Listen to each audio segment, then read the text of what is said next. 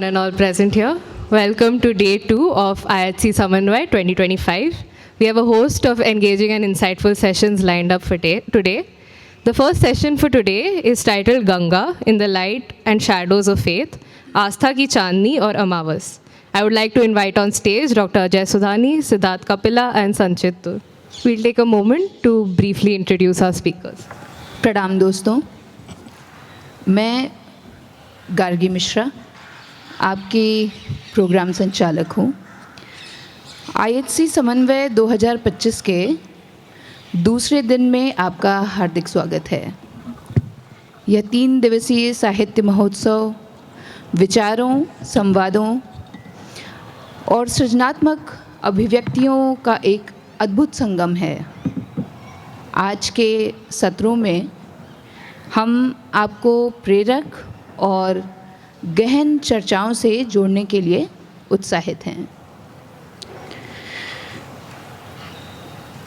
हमारे पहले इवेंट जो है आस्था की चांदनी और अमावस, उनके स्पीकर्स के बारे में आइए कुछ जानते हैं। बात करते हैं डॉक्टर अजय सोडानी जी के बारे में। हिमालय डॉक्टर अजय सोडानी की आत्मा में बसता है, जहां वे अपनी पत्नी के साथ पदयात्राएं करते हैं।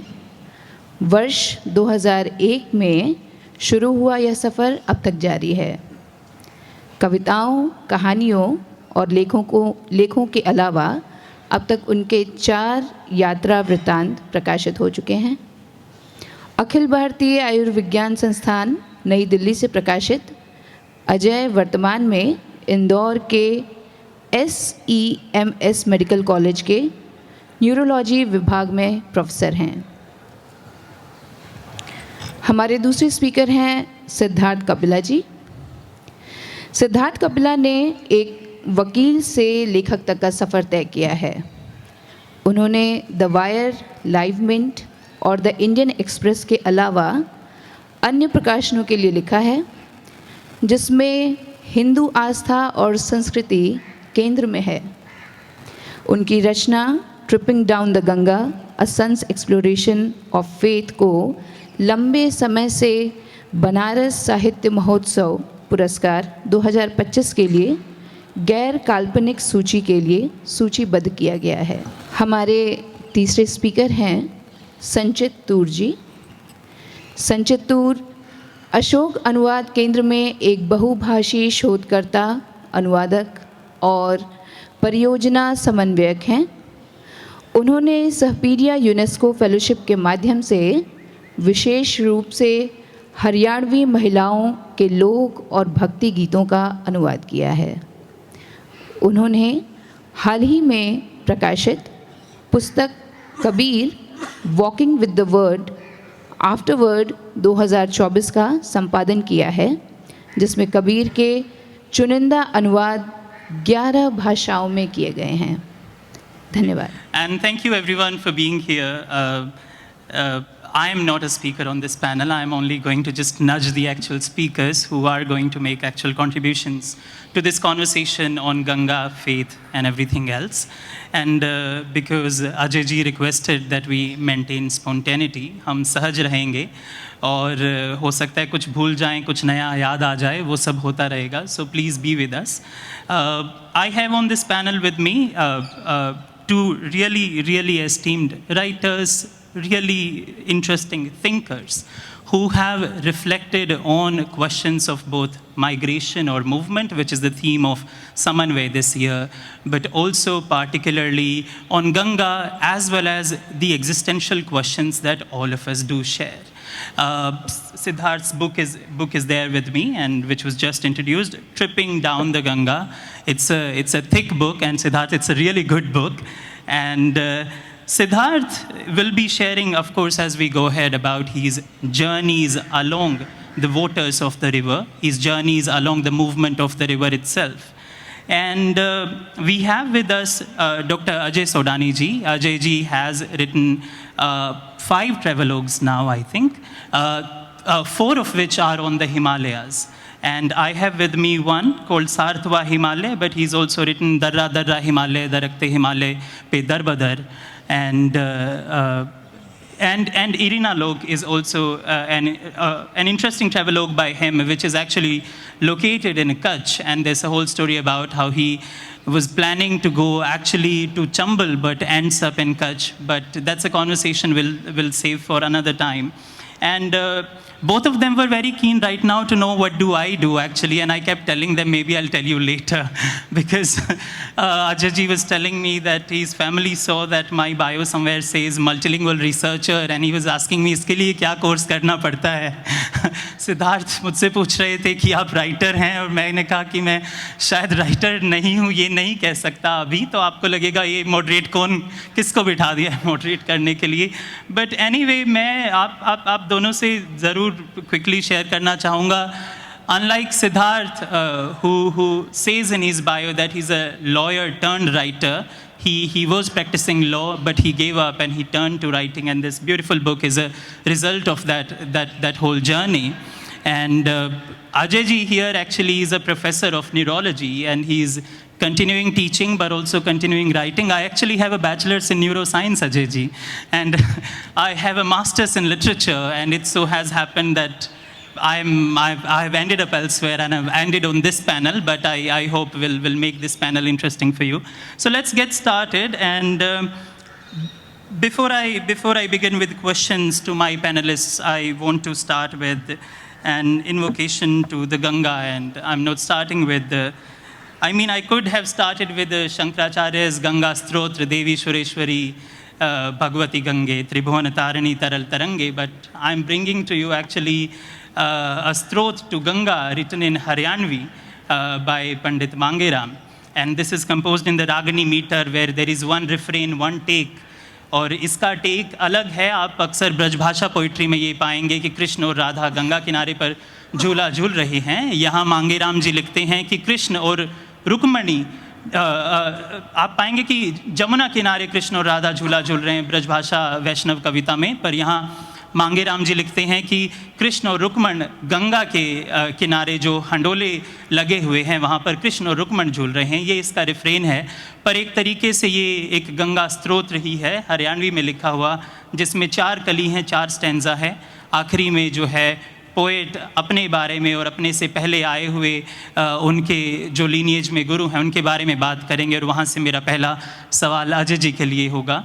तो मैं गाने तो बिल्कुल नहीं वाला हूँ, मैं पर पढ़ने ज़रूर वाला हूँ. पंडित मांगेराम कृत.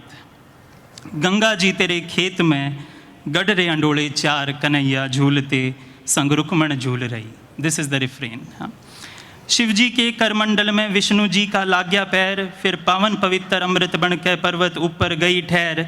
भागीरथ ने तप कर रखा जो खोद कर ले आया था नहर. 60,000 सागर के बेटे जो मुक्ति का पागे दाम, अयोध्या के दूर जाके गंगा जी दराया नाम. ब्रह्मा विष्णु शिव जी तीनों पूजा करते सुबह शाम. यो सब कुछ से तेरे हेत में माई हो रही किसी जय जयकार कन्हैया झूलते. अष्ट वसु तने पैदा किए ऋषियों का उतारा श्राप, जब शांतनु के ब्याह आई वसुओं का बनाया बाप. शील गंगे छोड़ के न सुरग में गई थी आप. 3 चरण तेरे गए मोक्ष में, 1 चरण तू बन के दाई. 900 मील इस पृथ्वी पे अमृत रूप बन के छाई. ऋग यजर साम अथर 4 वेदा ने बढ़ाई गाई. हो शिव जी चढ़े थे जनेत में किसी बरसी थी मुसलधार कन्हैया. गौमुखी बद्री नारायण लक्ष्मण झूला देखी लहर. हरिद्वार और ऋषिकेश कंखल में अमृत की लहर. गढ़ मुक्तेश्वर इलाहाबाद गया जी पवित्र शहर. कलकत्ते तय सीधी ओली आवड़े दिखाई शान. समुंदर में जाके मिल गई सागर जी का मार्या मान. सूर्य जी ने अमृत पी के अम्बो जल का किया बखान. एक दिन गई थी सहित मेरी माई, जित अर्जुन कृष्ण मुरारी कन्हैया झूलते. और ये आखिरी स्टैंजा है जिसमें जो कवि है मांगेराम वो अपने से पहले कवियों की बात करते हैं. मवासी नाथ तेरे अंदर पहचान के मिले थे आप. वे मान सिंह भी तेरे अंदर छान के मिले थे आप. लक्ष्मी चंद भी तेरे अंदर जान के मिले थे आप. मुक्ति का यूं मार्ग टोवे माई तेरे अंदर नाने आला. पाणछी में वास करे एक मामूली सा गाने आला. मांगे राम माई एक दिन तेरे अंदर आने आला. यो आण रलेगा तेरी रेत में माई. यो आण रलेगा तेरी रेत में कित टोवेगा संसार कन्हैया झूलते. दिस इज पंडित मांगेराम कृत गंगा स्तोत्र. तो जैसे मांगेराम जी बात कर रहे हैं गंगा से आ मिलने की, गंगा में आ रलने की, गंगा की रेत में, और बात कर रहे हैं उनसे पहले कौन आए। मेरा पहला सवाल अजय जी से कि आपकी जो ये शुरुआत हुई हिमालय की ओर जाने की और हिमालय से मिल लगभग एक हो जाने की, वो कैसे हुई, किसके चलते आप हिमालय तक पहुँचे, और आपसे पहले कौन गए थे? जैसा कि हम पहले बात कर रहे थे कि राहुल संकृतैन का काम लोग जानते हैं, उन्होंने तिब्बत तक यात्राएं की हैं। आपसे पहले कौन गए, आपके साथ कौन गए और आपके बाद कौन गए, इसके बारे में मैं आपसे ज़रूर जानना चाहूँगा। और मेरी खासकर रिक्वेस्ट है आपसे कि आप टिप्पणी करें यायावरी और घुमक्कड़ी पर, जिसके बारे में शायद आपकी पहले सर से बात हुई है। तो पहला सवाल आपसे अजय जी। जी नमस्ते। इसके पहले की बात ज़रूरी भूलने की आदत है, धन्यवाद देने की मैं भूल जाता हूँ अक्सर। तो हैबिटेट वालों को और यहाँ इतना अच्छा मजमा जमाने वाले जो लोग हैं उन सबको मेरा तहे दिल से शुक्रिया। मैं बहुत गौरवान्वित महसूस कर रहा हूँ आप लोगों के बीच में आके, और एक गंगा किनारे चलने वाले से और एक मल्टी लिंग्विस्ट जिसका पूरा अर्थ मेरे को अभी तक समझ में नहीं आया लेकिन एक वो है कि मैं कैसी भी भाषा बोलूँ ये बंदा तो समझ ही लेगा, इतनी ज़्यादा चीज़ें जानता है। जहाँ तक हिमालय मैं क्यों गया, किसके चलते गया, ये बड़ा कठिन सवाल है। मुझे लगता है हिमालय चलते गया। किसी आदमी का पीछा करते हुए, किसी आदमी की नक्शे कदम चलते हुए आप हिमालय पे नहीं जा सकते, आप चले हुए रास्तों पे जा सकते हैं। और चले हुए रास्तों पे जाना नहीं होता, देखना नहीं होता। तो किसी एक ख़ास शख्स के पीछे जाके मैंने हिमालय यात्राएं नहीं करी। हिमालय ने पुकारा, क्यों पुकारा, किस तरह से पुकारा, किस भाषा में पुकारा, वो आपकी सब भाषाओं से भाव की भाषा है, मन की भाषा है, भाव की भाषा है। वो कैसे जागृत हुआ मैं नहीं जानता, लेकिन आप ये समझें कि जैसा कि सबका होता है कि 2001 में परिवार के साथ चारधाम यात्रा, उस चारधाम यात्रा में जब हिमालय की छठा आसपास से देख रहा था, हम लोग गाड़ी से जा रहे थे और कहीं मेरा मन करा कि यार ये हिमालय गाड़ी से जाके देखने वाली चीज़ नहीं है, ये देखने वाली चीज़ है ही नहीं, ये समझने वाली, डूबने वाली चीज़ है। मैं इसके साथ ज्यादती कर रहा हूँ गाड़ी पे जाके। और भरोसा कीजिए, मैं, मेरी वाइफ अपर्णा और 2 लोग और थे हमारे साथ। मेरा लड़का उस समय 2001 में 10 साल का था और एक और 3 साल का था। हमने वहीं गाड़ी से निर्णय करा कि हम पैदल जाएंगे। गाड़ी से उतरे मेरे पिताजी और दूसरे लोग जो थे 8 लोग, वो तो गाड़ी में आगे चले गए और हम लोग बूढ़ा केदार का एक रास्ता मिला हमको। हमारे साथ जो एक आदमी जा रहा था, सोनी, जो मेरे हर किताब में है, उसने रास्ते चलते बताया कि अजय यहाँ से जो है बूढ़ा केदार पुराने ज़माने में लोग पैदल जाया करते थे। तो पुराना ज़माना मतलब कितना पुराना ज़माना, अब होने को तो मैं भी पुराने ज़माने का हो गया, लेकिन बहुत पुराना, अनादि प्राचीन काल में। मैंने बोला यार सोनी यहाँ से अपन पैदल चलते, कोई तैयारी नहीं, कोई ख़ास नहीं। उसने टेंट वेंट हमने कुछ ले रखे थे कि रास्ते में कहीं ज़रूरत हो, टेंट उठाए और हम पैदल चल दिए। अब बताएं किसके पीछे गया? कथा के पीछे, हमारे पूर्वजों के पीछे। अब आपने पूछा मेरे पहले कितने लोग गए? अनगिनत। नामित लोगों में राहुल जी का आपने नाम लिया, कृष्णनाथ जी हैं हिंदुस्तानी में, अगर उसमें बात करें तो विमल दे साहब हैं जो कि कहाँ से कहाँ चले गए, और भी तमाम लोग हैं जिनके नाम हम नहीं जानते। लेकिन हिमालय में जाया जा सकता है, हिमालय में रहा जा सकता है, हिमालय में बसा जा सकता है। वो कहानियाँ उनने कही हैं और उन कहानियों के अंत में अपने नाम कहीं नहीं लिखे हैं। ऐसे कितने ही लोग हैं, और वो व्यंसांग तक भी पहुँचेंगे। और वो उधर से जो लोग हमारे यायावर आए हैं, स्टेपीज से लोग चल के आए हैं, रास्ते तो उन्होंने बनाए हैं। मेरे ख्याल से उन सब का अगर मैं नाम न लूँ, चाह के भी न ले सकता हूँ, लेकिन उनको मैं कम से कम उनके प्रति अपना श्रद्धा तो व्यक्त कर ही सकता हूँ। तो इतने सब लोग हैं लेकिन हाँ, राहुल जी तो एक हैं ही, लेकिन उनको देख के मैंने चलना शुरू करा नहीं। उनको देख के मेरे को एक दृष्टि मिली, कृष्णनाथ जी से एक अलग दृष्टि मिली कि हिमालय देखना कैसा। और एक वेगर साहब हैं, अमृतलाल जी वेगर साहब, जो नर्मदा की यात्रा किए हैं, उनसे एक नज़र मिली कि प्रकृति से संवाद कैसे किया जा सकता है। और वो सारी बातें और भी दिगर चीज़ें हैं, लेकिन हाँ, आपके छोटे सवाल का लंबा जवाब यही है। और यायावरी और घुमक्कड़ी, देखिए, ये जो यायावर शब्द है, इससे मेरा वास्ता महाभारत में पड़ा था। महाभारत में एक जगह कहीं बात है, यायावर को डिफाइन करा गया है। उन्होंने कहा कि कुछ ऐसे साधु हुआ करते थे जो एक बार घर से निकलते थे, उसके बाद वो किसी घर में भी नहीं जाते थे और भटकते रहते थे। जहाँ किसी गांव में, जंगल में, किस जगह मिला, वहाँ जो खाया वो खाया और निकल गया आदमी। उसका मकसद सिर्फ घूमना होता था। घूमना से मेरा मतलब उस तरह से घूमना नहीं, चलना, बस चलते गए चलते गए चलते गए। ये जो एक भटकन है, ये भटकन मुझे लगता है कि आप और हम अंदर से सब भटक रहे हैं। ये भटकन जब बाहर परिलक्षित होती है, कायतित होती है, तो आदमी आयावर बनता है। घुमक्कड़ी में घूम के वापस अपने ठिये पे आने का वो है कि आप चिड़िया जैसे जाओगे इधर उधर, 4-6 शाखाओं पे बैठोगे, 2-4 फलों पे चोंच मारोगे, घूम के फिर अपने घर पे आओगे और अपने बच्चों को फिर खिलाओगे कि ये आया है, ये आया है, ये आया है। तो घुमक्कड़ी का अंदर थोड़ा सा स्वार्थ है, यायावरी निस्वार्थ आदमी है। उसके हिसाब से राहुल जी मेरे ख्याल से, या कृष्णनाथ जी कुछ हद तक यायावर के उसमें पहुंचते हैं, या ह्वेनसांग भी तो लौट के वापस चला गया, ये लोग लौट के कहीं नहीं गए। जी जी, शुक्रिया। और आप घुमक्कड़?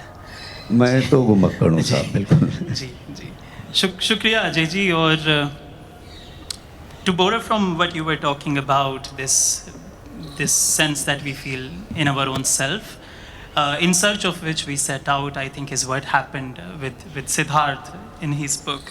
And Siddharth's mother is here in the audience with us, and I was reading that it was his mother who had happened to say to him कि दुनिया देखोगे तब पता लगेगा.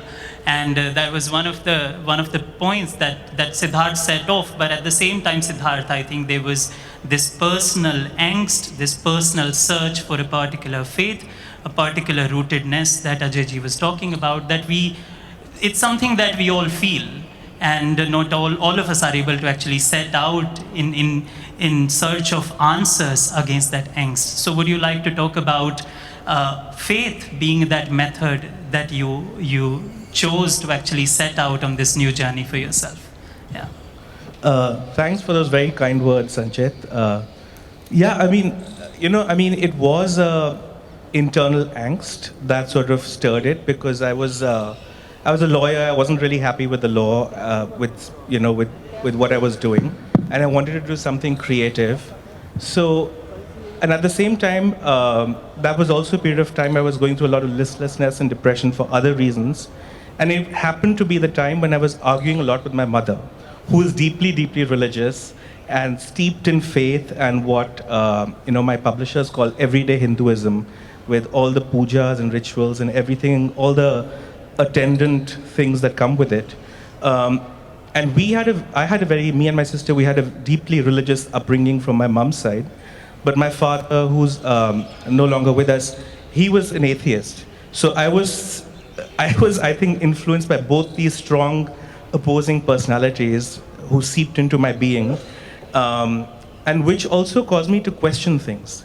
So, I mean, I think,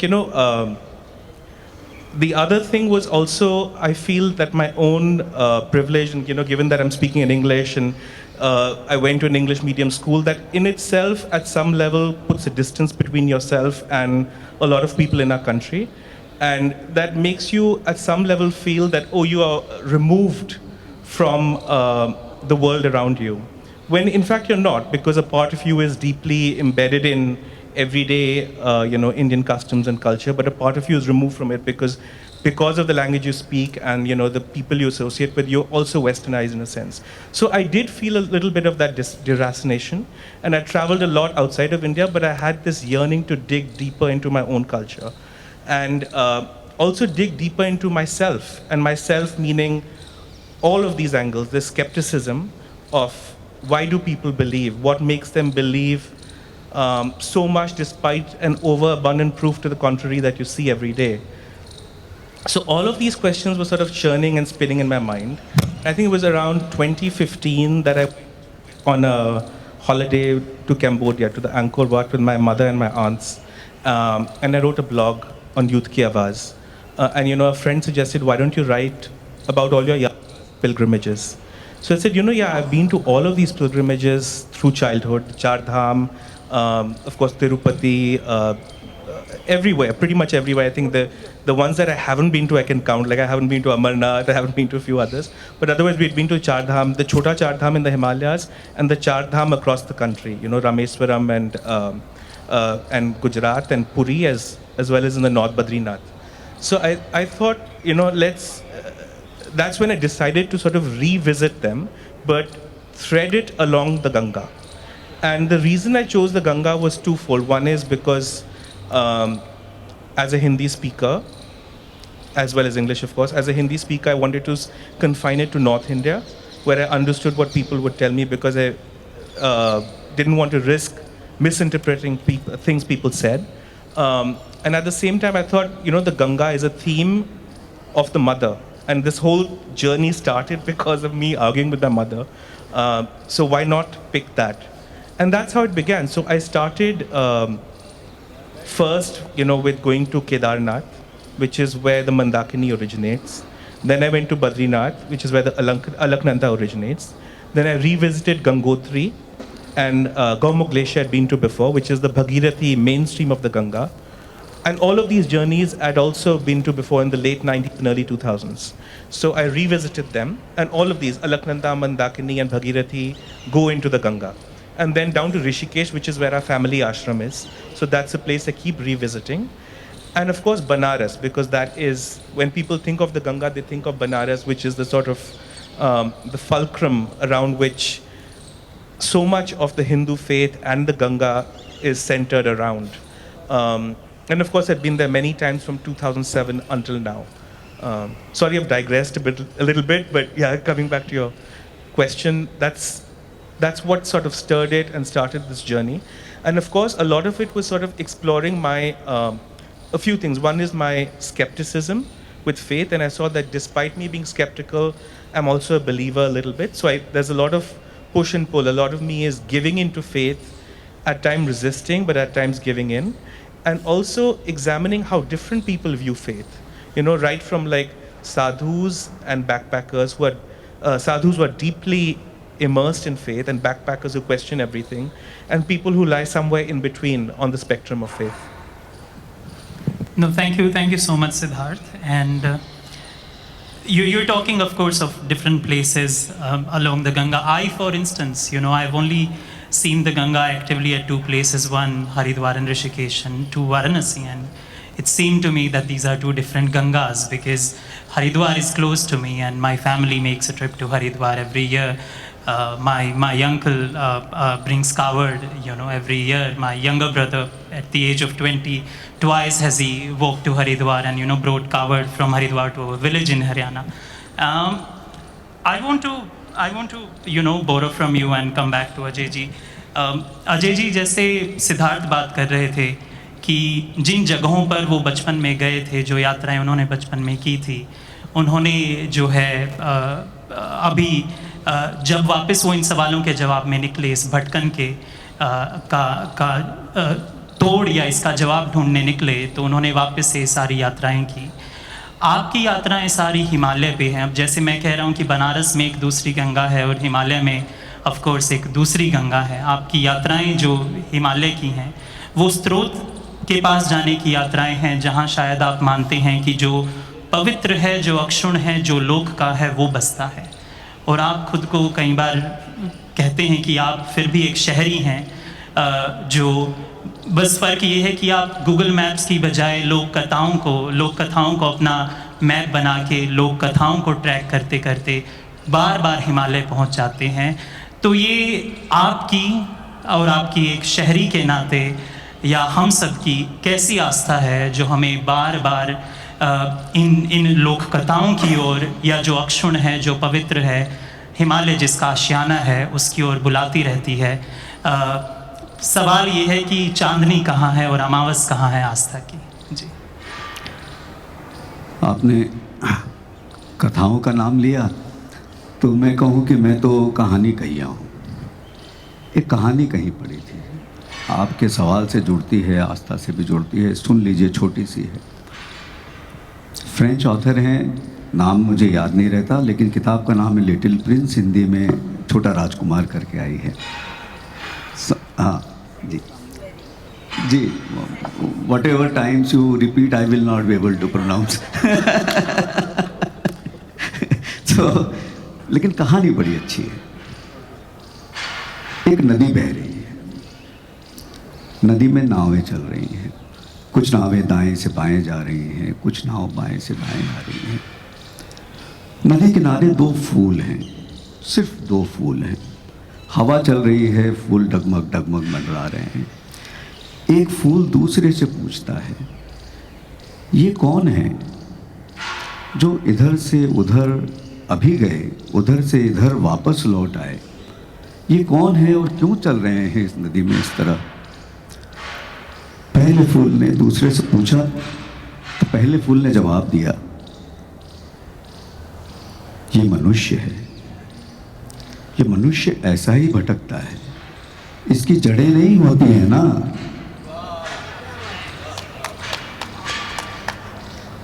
हम हमेशा बेहतरी की तलाश में चलते हैं, जबकि बेहतर क्या है, बेहतर की सीमा क्या है, इसका हमको कोई ज्ञान नहीं है। अभी आपके यहाँ चुनाव हुए, चुनाव के बाद जो पहला भाषण बड़े आदमी का सुना, उन्होंने बोला दिल्ली को आधुनिक शहर बना देंगे। इससे आधुनिक क्या होगा? जहाँ तोते नीचे नहीं आ पा रहे हैं, आवाज़ ऊपर मंडी हुई है। आधुनिकता तो यही है कि जहाँ प्रकृति से हम जितना कट जाएं, हम उतने आधुनिक हैं। कुछ ऐसी व्यवस्था हमारे आसपास आ गई है। लेकिन जो मैं बात आपकी बोल रहा था, आस्था से ये बात कैसे जुड़ती है, ये कहानी कैसे जुड़ती है, इसके लिए हमको आस्था और श्रद्धा का फर्क समझना होगा। श्रद्धा का, अगर यहाँ तो हिंदी के वो बैठे हैं, लेकिन जो शब्दकोश बताता है और जो मैं समझता हूँ, सम्मान और प्रेम, ये दो अर्थ जहाँ समाहित होकर पास पास आ जाते हैं, वहाँ श्रद्धा है। जब इसमें पूजा का भाव आ जाए तो वो आस्था है। जैसे ही आस्था आई, पूजा का भाव आया, तो शनै शनै होता यह है कि लोग आस्था को काबू कर लेते हैं, और जहाँ पे आपका मूल भाव जहाँ से जड़ पा रहा है, प्रेम और श्रद्धा, प्रेम और सम्मान। सम्मान सयास होता है, सम्मान अंधा नहीं हो सकता। आप एक आदमी से आज सम्मानित आप समझते हैं, अगले दिन आपको लगता है कि यार ये बेकार आदमी पे आपने वक्त जाया कर दिया, आप उसको बदल देते हैं। प्रेम को भी आप बदल सकते हैं, जैसे आप लगातार एक रैशनल थॉट्स में लगे रहते हैं। पूजा आती है, वो आपकी रैशनैलिटी छीन लेती है, आपको आपके जड़ों से काट देती है। आस्था जड़ों से कटी हुई श्रद्धा है, और ये हमको समझना पड़ेगा। जब तक हम ये नहीं समझेंगे, तब तक हम ये नहीं समझ पाएंगे कि ये जो नाव इधर से उधर जा रही है, क्योंकि जब जैसे ही जड़ों से कटी हुई आस्था आती है ना, तो एक दिक्कत हो जाती है, उसको लोग पकड़ लेते हैं। जैसे मैंने कहा, कौन पकड़ते हैं? तो आज का तो जैसे पहले धर्म वालों ने पकड़ा आस्था को, अब हमारी आस्था को पकड़ के बड़े बड़े मजमे लग रहे हैं टूरिज़्म वाले। तो ये जो आस्था वाली जो बात है, इसको आपको समझना होगा। और जो मैं कहने की कोशिश कर रहा हूँ ये कि आप जब तक इस फर्क को नहीं समझेंगे तब तक उसकी चांदनी और अमावस वाली बात को आप पकड़ नहीं पाएंगे। जी शुक्रिया अजय जी। अब अजय जी बातें ऐसी करते हैं, इसलिए मैंने इनके एक साक्षात्कार में सुना, अजय जी की पार्टनर वो हर यात्रा में इनके साथ जाती हैं, और बल्कि इन्होंने ऐसे ना चाहते हुए भी रिकॉर्ड्स भी बना दिए हैं ऐसी ट्रैक्स पे जाकर जहाँ पहले कोई फैमिली नहीं गई थी। बाद में पता चला कि पहली फैमिली थी, पर वो कहती हैं कि एक बार उनके कज़न ने अजय जी का हाथ देखकर कहा था कि ये सन्यासी बन जाएंगे तो इसलिए वो सन्यासी ना बन जाए इनकी पार्टनर इनके साथ, ये इनकी आस्था की ओर जो भटकन इनकी इन्हें ले जाती है वो इनके साथ जाती हैं। शुक्रिया अजय जी आपके जवाब के लिए। और मैं वहीं से बात तो जोड़ लूँ आस्था से। बिल्कुल। होता यह है कि जब ये छीन लेते हैं ना, आपकी जड़ से जब आप कट जाते हैं, श्रद्धा के साथ को जो सम्मान है और जो प्रेम हट जाता है, तब सिर्फ जो पूजा करने वाला जो आदमी बचता है, जो बोलता है मेरी आस्था है, उसके साथ गड़बड़ ये होती है कि बाजार उसका विधाता बन जाता है और फिर उसकी आंखें अपने ही पेट में खुलने लगती हैं। जब व्यक्ति और समाज की आंखें अपने ही पेट में खुलने लगे, तो आप जब बताइए, जब हमारे ऋषि मुनि बोलते थे अंतरिक्ष शांति, विश्व शांति, वहाँ से ख़त्म हो के बात आती है आत्म शांति अपनी। तो जब हम आत्म केंद्रित होने, हम चाहते हैं, हमारा आसपास का सारा दायरा इस तरह से बनाया है कि वो चाहता है कि हम आत्म केंद्रित हो जाएं। अभी मैं जब यहाँ आ रहा था समन्वय के लिए, एयरपोर्ट पे मेरे एक मित्र मिले, सीनियर हैं मुझसे। जाहिर बात है दिल्ली की फ़्लाइट की लाइन में लगे थे, वो भी थे मेरे आगे, मैं भी था। और जाहिर बात है जैसे कि बेवकूफ़ाना सवाल हिंदुस्तानी करते हैं, मैंने कहा कहाँ जा रहे हैं? दिल्ली। तो आदमी दिल्ली की फ़्लाइट की लाइन में लगा, कहाँ जाएगा? दिल्ली ही जाएगा तो उन्होंने कहा नहीं मैं देहरादून जा रहा हूँ। तो मैंने बोला अच्छा देहरादून क्यों? बोले नहीं मैं ऋषिकेश जा रहा हूँ। बोला अच्छा फिर तो आप 4 धाम यात्रा पे जा रहे होंगे। बोले नहीं मैं ऋषिकेश जाऊँगा और ज़रा आत्म शांति के लिए जा रहा हूँ, आई वॉन्ट मेंटल पीस। मैंने कहा अच्छा फिर तो आपको कम से कम 1 हफ्ते का तो प्रोग्राम होगा। बोले ना आना जाना सब मिला के 4 दिन। तो आप जब 4 दिन में मेंटल पीस तलाशना चाहते हैं, तो आदमी फिर आपको एक गंगा स्नान में मोक्ष क्यों नहीं दिलाने की बात करेगा? करोड़ों लोग क्यों नहीं आएंगे वहाँ पे? शॉर्टकट चाहिए ना साहब, क्योंकि प्रेम नहीं है, क्योंकि सम्मान नहीं है। गंगा की आप बात करें, जो मैं थोड़ा ज़्यादा वक्त ले रहा हूँ, लेकिन आपका एक प्रश्न के अंदर था कि हिमालय में बहुत सारी गंगाएं हैं। तो ज़रा मैं ये मसला साफ कर दूँ कि हिमालय के अंदर जितनी नदियाँ हैं सब गंगा कहलाती हैं। ये जो गंगा बनारस के वहाँ आ गई तो हमने नाम दे दिया है ना। वहाँ धौली गंगा है, वहाँ ऋषि गंगा है, वहाँ दूधी गंगा है, वरना तमाम सब हैं, सब गंगाएं हैं। तो कोई एक गंगा नहीं है वहाँ। और इनमें से सब जगह गंगाएं इधर उधर धाराओं में जाके मिलती हैं। जल है, गंगा जल है, पवित्र जल है। तो जब अगर आपका उस पर सम्मान होगा, और ये जो कहानी है, जो कहानी की बात आप कर रहे हैं, तो एक गंगा की उत्पत्ति की जो कहानी मिलती है, गंगा कोई आदमी के साथ थोड़ी ना ही है, आदमी के पहले की चीज़ है। आस्था तो बाद में जागी है, आदमी तो बहुत बाद में आया है। तो ये कहानी है जो आपने सब में सुनी, जो आप कविता सुना रहे थे उसमें है कि ऊपर से आई और शिव जी ने करार धारण लिया और नीचे गया। लेकिन उस कहानी की बात की चीज़ जो है, कहानियों का, लोक कथाओं का मैं क्यों मुरीद हूँ, उसमें एक जानवी ऋषि हैं, वो गंगा पी जाते हैं। वो गंगा पी जाते हैं और हाहाकार मच जाता है। उसके बाद लोग उसके पास आते हैं कि साहब इसको छोड़िए। इसमें इशारा क्या है? आप देखिए ये कालखंड कौन सा है जब ये जो कहानी है ये ब्रह्मवत पुराण की है साहब, अगर मैं गलत नहीं हूँ तो। और ये पुराण लिखा गया इधर ईसा के बाद 600-800 ईस्वी में। उसके कालखंड को देखिए क्या हो रहा था। मतलब मौर्य साम्राज्य डूब चुका था, सिकंदर आके जा चुका था, सरस्वती सूख चुकी थी, है ना, सिंधु नदी ने अपनी धारा बदल ली थी, सम्राट ने एक बांध कच्चा वहाँ सिंधु पे बांधने की कोशिश करी थी। इन सब विपर्य के बीच में जाह्नवी की कथा आती है कि उसने गंगा को पी लिया।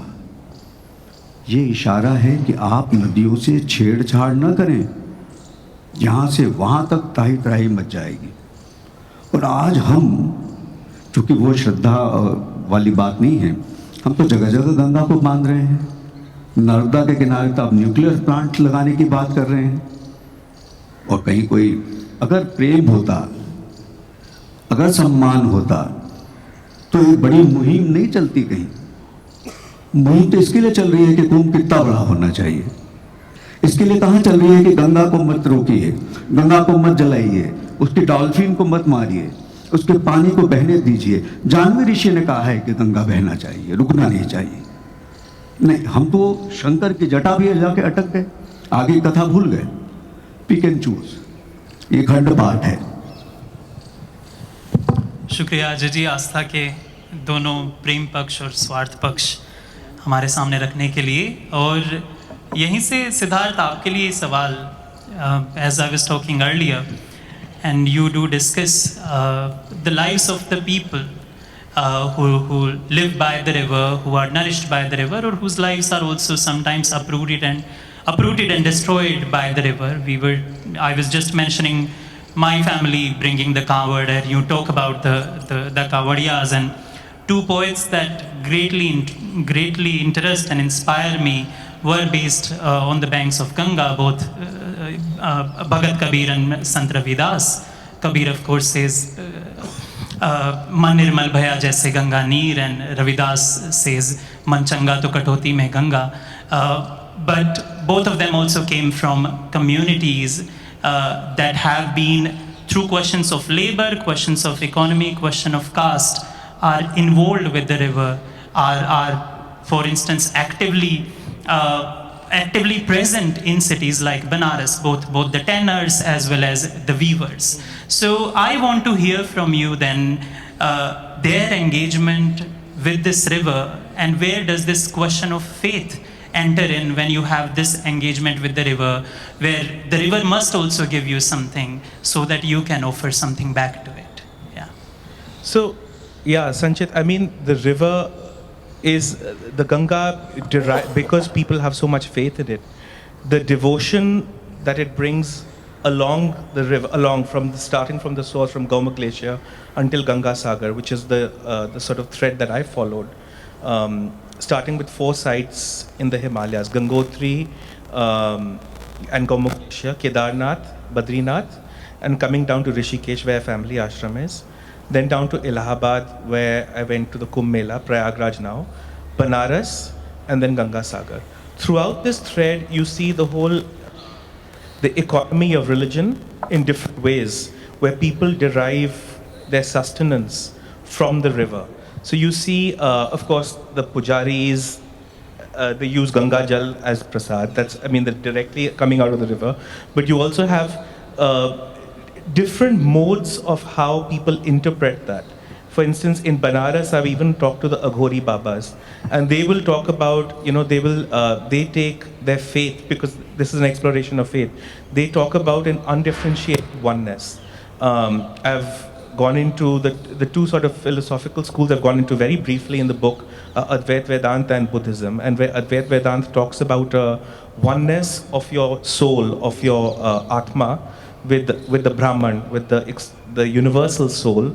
They take that same philosophy of undifferentiated oneness to something else, which would be rejected by orthodox Sanatan Dharma Hinduism. So as one Aghor told me, he said, Ganga mein sab ek saman hai, Brahmin ho ya jo bhi ho. And what he was trying to say was, in other words, that as if the earth does not discriminate between fallen flowers and feces, why should we make a distinction between what is pure and impure? So in that sense, they reject boundaries of caste and all the rest of it. And that is one interpretation of the Ganga, that it is this sort of oneness of your inner soul, of your Atma with the Paramatma. And that is one interpretation. Of course, as you said, the Ganga also is can be interpreted in many ways. It's also a source of destruction, as we know the terrible that just happened in the Kumbh lately. And when I went in 2013, which was also the Mahakumbh at that time, and at that time they said that it came after 144 years. Now they're saying that again, so I don't know which one is true. But there was a big stampede even in that time. I remember we came back, there was a stampede at the Allahabad train station where so many people perished, again in the name of faith. Going back to the whole point of destruction, I went to Kedarnath in '98 for the first time. There was so much, it was a mini township like Rishikesh or many of these towns along the Himalayas. There were so many buildings everywhere. And then we had that terrible flash floods in 2013 when the entire town was wiped out. So when I went there in 2016, it was unrecognizable, except for the temple, which was pretty much as I remembered it.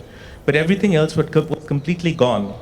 And that's because we don't respect nature in that way. In fact, in the course of research for this book, I came across this article written by a Western scholar. It's called The Historical Roots of Our Ecological Crisis. And in that article, they talk about, because again, I explore faith, so I'm mainly exploring the Hindu faith, but I also contrast it with the Abrahamic faiths, monotheism of Christianity and Islam. So in that article, he said that, when the modern science as we look at it and post Enlightenment, they look at, in the Abrahamic faiths, they have this God, a man in God's image, man in God's image, and everything else, trees, birds, life is just, dead matter. That's for you to consume. That's one interpretation, which is why they don't care about it in that way. Whereas you can say that this is how that scholar said that monotheism prevailed over what was paganism. And of course, you can go back and say that, Hinduism has its roots in nature worship, in worshipping the Ganga, worshipping trees, life, which is why we also worship so many inanimate objects which come from nature. The Shivling is one form of it, and that's a form of creation. And what one of the people I traveled with, one of my co-travelers, he said, maybe in Hinduism, you don't have this. You worship nature, so you can't just cut it like you can do in the other faiths that don't have that same respect. But then, I thought that maybe we have the opposite problem. We take it for granted. We don't respect it in that way. We think the Ganga is ours, so we can pollute it. We can bathe in it. We can, we don't care about preserving it as others might do. So it's not so black and white as to say that just because we worship nature, and because worshipping nature and the Ganga is so inextricably bound up with the Hindu faith that everything flows from it, there are contradictions within our faith as well. I hope that answers some of your question. No, thanks, Siddharth. And I do recall that I think in your chapters on Varanasi, you also, for instance, mention, and by again quoting another scholar, about how the Islamic history of Varanasi, for instance, gives it its significance as the central site, for instance, that becomes the defining central site. I think we are kind of out of time, but we did start late. I would like to hope we can take 5 more minutes, but I also have my own questions. And yes, जी पुष्पेश जी। मेरी दक्षिण गंगा है जी। मैं सिर्फ आपसे अंतः सलिला गंगा जो कविता अडिगा की है जी। उस पर टिप्पणी चाहूँगा कि एक वह भी गंगा है जी। जो हम सबके भीतर बहती जी, है जी। और उसमें कठौती में गंगा का सवाल नहीं है और कहीं ना कहीं गंगा के बारे में एक पॉलिटिकल करेक्टनेस वाला डिस्कोर्स है। आपको भी रविदास याद आते हैं, आपको भी कबीरदास याद आते हैं, सबको याद आते हैं। और मांगेदास जी से मेरा पहला परिचय नदी उत्सव में अभी हाल में इंदिरा गांधी कल्चरल सेंटर में हुआ। मुझे लगता है कि उसमें गंगा और जमुना का भेद इतना इसलिए नहीं कि अंततः यमुना गंगा में विसर्जित होती हैं। आपने जो कपिला जी ने बात की स्ट्रीम की, तो उसमें हम बनारस के बाद की गंगा को क्यों पवित्र नहीं मानते, जो हुगली में जा रही है, जो हुगली से फिर जा रही है बांग्लादेश वाली पद्मा नदी के संगम की तरफ, जहाँ ब्रह्मपुत्र ये गंगा मिल रही है। मगर मैं उत्तर भारत को छोड़ना चाहता हूँ। मैं कन्नड़ भाषा, दक्षिण गंगा, कावेरी, उसका जिक्र चाहता हूँ, और आडिका की कविता अंता सलीला। जी जी, मैं पुष्पेश जी इसका जवाब आपको बाद में दूं या मैं जल्दी से अगर कहना चाहूं? बाद में। अच्छा चलिए, इस पे हम चर्चा करेंगे, क्योंकि मेरे 2 और सवाल, छोटे सवाल करूंगा और छोटे ही जवाब चाहूंगा। सिद्धार्थ, आपसे तो रिक्वेस्ट है कि आप अगर एक पेज, जैसा कि मैंने आपसे चाहा था, उस हिस्से से अपनी किताब के पढ़ दे जहां आस्था और एक तरीके के विस्थापन को स्थानांतरण या यावरी, किसी भी तरीके से हम समझ सकते हैं, दोनों पर जो है चिंतन किया गया हो। और अजय जी, आपसे भी यही सेम सवाल। I'm just making a reflection on a past experience, and then my journey of going along within the boat towards the sea. I learned that at one puja, Saroj had been possessed by Mata, the feminine divine. Her face went pale, her eyes widened, and she fainted. Prahlad ji splashed water on her, and when she awoke, she couldn't quite explain what had happened. All she knew was that a wave rose from within her, an inexplicable Shakti. And while I hadn't witnessed this incident myself, enough yatris had. Enough said yes, it was true. Saroj had come under Mata's spell. As I was to make a connection between the Bhutakala spirit dancers and Aghoris, years later, I drew a similar link here too. After the Bhutakala dancers concluded their holy dance, a priest in the audience went mad before my eyes. In front of some 1,000 spectators, he grabbed a fire torch lying on the side and sprinted across the temple courtyard, yelling at the top of his lungs. His eyes were aflame and his shriek murderous. But then, in the nick of time, 3 men pinned him to the ground and he passed out. He lay limp and lifeless for more than a minute before somebody stepped forward and splashed water on his face, after which he awoke, seeming totally normal. The Shakti that had entered the Bhutakola dancers before had seized him, a young man in the audience said, but he was unable to handle it. Was this priest acting? No, he couldn't be. For if he were acting, it was an Oscar-worthy performance. And not just him, everybody around, the men who restrained him, the man who splashed water on him, indeed the entire village watching, had to be acting to some degree for the performance to work. So no, this wasn't acting. This was something different, something inscrutable, something fundamental. Perhaps this was belief altering reality. Maybe faith colored not only how you saw things, but what you saw. At the jetty, there was a long line of beggars. A bland man pounded his dholak as his friend played the harmonium. A woman held out a hand for coins as she cradled her baby with the other one, and her companion clanked his metal bowl to the ground like a grief-stricken percussionist. Among this lot, I saw 2 young boys with dark luminescent skin diving into the water below, only to climb up and repeat the exercise. Was this a river or sea? I couldn't decide. The Muri Ganga had the burbling currents of the deep, but lacked sea waves. If it was a sea, it was hemmed in by land. If it was a river, it was waiting to burst free. It was an iridescent, unrestrainable thing. I was admiring the sun and the sea and the boy spirit when I noticed that the duo wasn't playing a game but retrieving coins from the water. The same coins which Sarla auntie tossed in along with marigolds before she pottered on to the ferry, her face beaming, her walking stick drumming the floor. After which, Veeravali Mataji, taking support from Prahlad, did the same. A woman ahead said to her friend how she and her husband had taken out time to visit the Victoria Memorial the previous morning, but that Swamiji had no interest in these touristy things, no interest beyond God, so he'd stayed back to pray. Then she brushed off the outstretched hand of one of the diving boys who'd come up alongside her, and I found I did the same. A strange assemblage of emotions shot through me. I felt a twinge of self-loathing at the incongruity of my surroundings, at how badly I treat the poor, at how they are beholden to me, and I felt the old urge to extricate myself from this, from all of this. an urge that produced in me a sense of superiority as well as powers of observation, which is to say, I understood that my privilege gave me a clearer view of things, as one gets from when sitting on a plane looking down at the earth from up high. But at the same time I asked, why then are you moving with the faithful along the Ganga?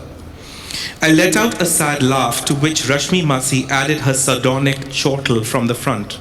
She looked ahead. I don't know how I allow your mother to drag me into these situations, she said, and stepped onto the boat. I laughed again. Me neither. And now I felt another thing, a thing I can admit only with hindsight. Envy. Yes, I was envious of these believers. I was envious of how everybody so unquestioningly and wholeheartedly believed, and how I was unable to do the same. Prahladaji was at the boat's edge pulling the ladies on board. Come, he said to me with a grin. A few women behind him had begun singing a kirtan. Maiya, hey Ganga Maiya, hey Ganga Maiya. I smiled at them and they smiled back. But back in Puri, I'd believed for the most part, hadn't I? I'd put my rational mind to rest so many times. I'd merged with the others. I'd connected with God. Yes, despite myself, I had prayed sincerely and wholeheartedly. I really had. I hopped on, and so I would again. Thank you, Siddharth.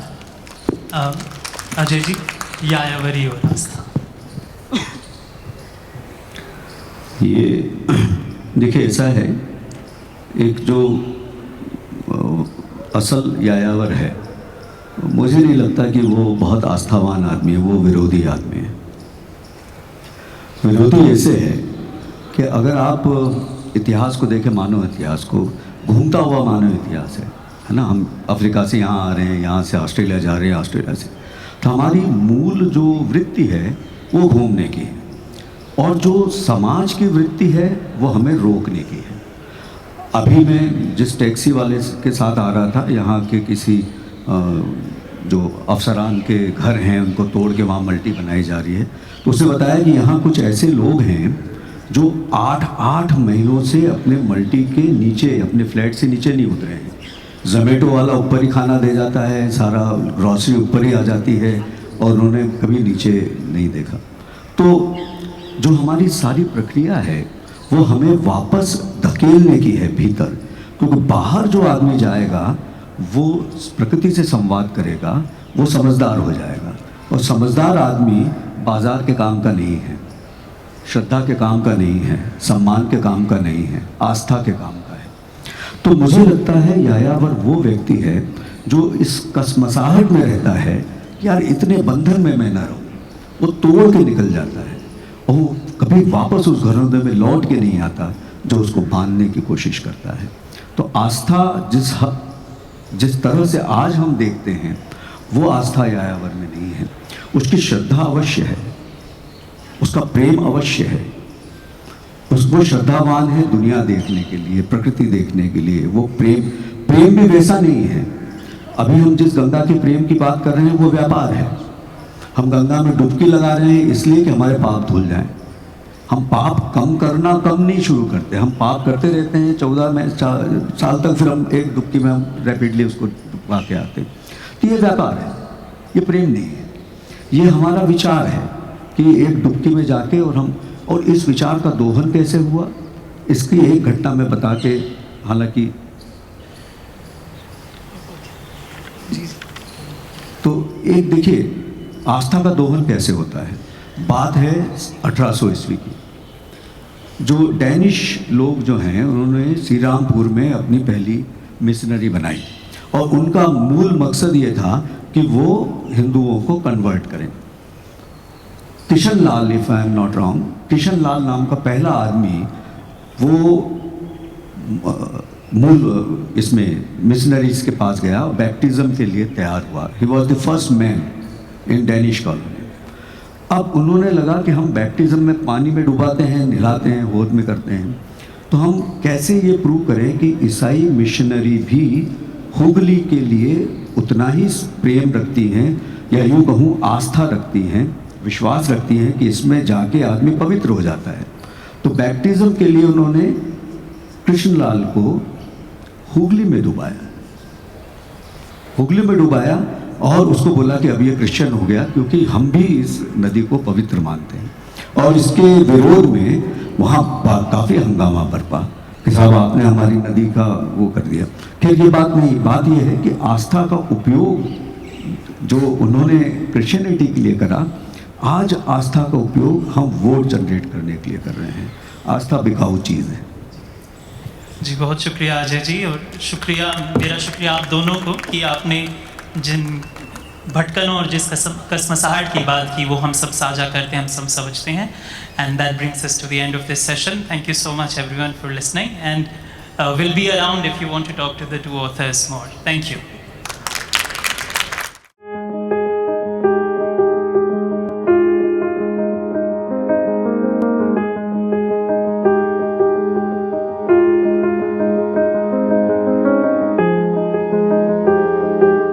The Wire के और videos देखने के लिए subscribe करें और bell icon पर click करें। स्वतंत्र पत्रकारिता की आर्थिक मदद करने के लिए डिस्क्रिप्शन में दिए गए लिंक पर जाएं और अपनी राशि चुनें।